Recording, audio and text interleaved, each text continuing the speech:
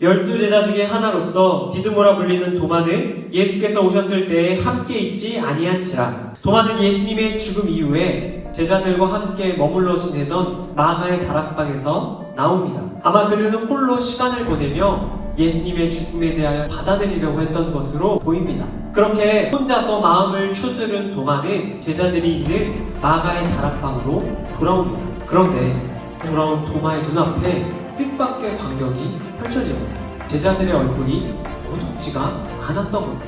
다른 제자들이 그에게 이르되 우리가 주를 보았노라 하니, 여러분, 제자들은 다락방에 돌아온 도마에게 우리가 주를 보았다 말합니다. 도마 입장에서 제자들의 이야기는 이해되지 않는 이야기입니다. 인간의 상식으로 받아들일 수 없는 부활이라는 이야기를 들은 도마는 다른 제자들을 향해 쏘아붙입니다.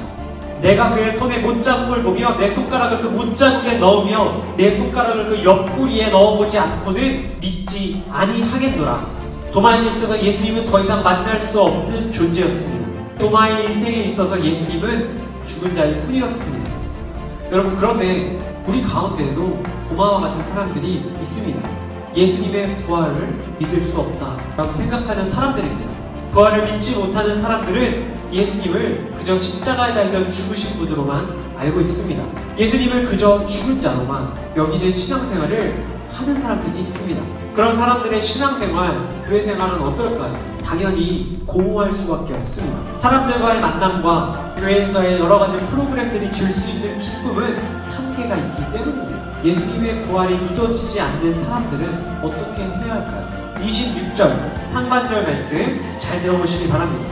여드레를 지나서 제자들이 다시 집안에 있을 때에 도마도 함께 있고, 성경은 도마와 제자들이 모여있는 다락방의 모습을 다시 한번 보여줍니다. 이때 나온 다락방의 시기는 도마가 제자들한테 쏘아붙인 후로 일주일이 지난 후였습니다. 아마 그는 제자들 무리로부터 먼 발집 구석에 혼자 쭈그려 앉아 눈물로 그 일주일을 보냈을지도 모르겠습니다. 그런데 여러분, 우리가 주목해야 될 것이 있어요. 도마는 제자들이 부활의 기쁨을 누리고 있는 그 장소에서 혼자만 부활이 믿어지지 않았지만 남아있었어요.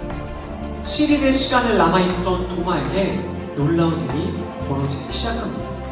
문들이 닫혔는데 예수께서 오사, 예수님께서는 도마를 바라보고 이렇게 말씀하십니다. 네 손가락을 이리 내밀어 내 손을 보고 네 손을 내밀어 내 옆구리에 넣어보라. 그리하여 믿음 없는 자가 되지 말고 믿는 자가 되라. 예수님께서는 자신의 부활을 믿지 못하는 도마를 위해서 친히 그를 찾아오신 겁니다. 모든 닫힌 문을 넘어서 도마를 찾아오셨습니다. 예수님을 살아계신 분으로 여기지 못하고 있는 그 도마를 친히 찾아와 주셨습니다. 그리고 그에게 자신을 보여주시고 자신을 만지게 하심으로 예수님의 부활을 믿게 해주십니다. 그 예수님을 바라보며 도마가 28절 마지막 말씀을 고백합니다. 나의 주님이시오 나의 하나님이시니이다. 도마는 예수님을 자신의 주라고 고백합니다. 자신의 주인이라고 말하는 것입니다. 그리고 예수님을 하나님이시다 말합니다. 그의 인생의 참된 주인, 참된 구원자, 능력의 하나님이라 고백하고 있는 것입니다. 혹시 지금 부활하신 예수님이 내 마음속에 믿어지지 않아서 힘든 시간을 보내고 계십니까? 그런 여러분에게 하나님께서는 오늘 이 도마의 이야기를 들려주십니다. 이곳에 머물러 있는 여러분들 가운데에 부활하신 예수님, 살아계신 예수님을 보내주시겠다 약속하고 계십니다. 부활하신 예수님께서 우리 인생에 찾아오실 때 우리는 부활을 믿게 됩니다. 그리고 그 부활하신 예수님, 살아계신 예수님을 우리의 주님으로, 살아계신 하나님으로 고백할 수 있게 됩니다. 부활하신 예수님께서 이 말씀을 통하여 여러분들의 마음 가운데 찾아가 만나주시는 은혜가 있기를 축복합니다. 예수님을 만나면, 살아계신 예수님과 교제하는 자가 되면 우리의 인생은 달라집니다. 여러분의 입술에 이 도마의 고백이 흘러넘치기를 주님의 이름으로 간절히 축복합니다.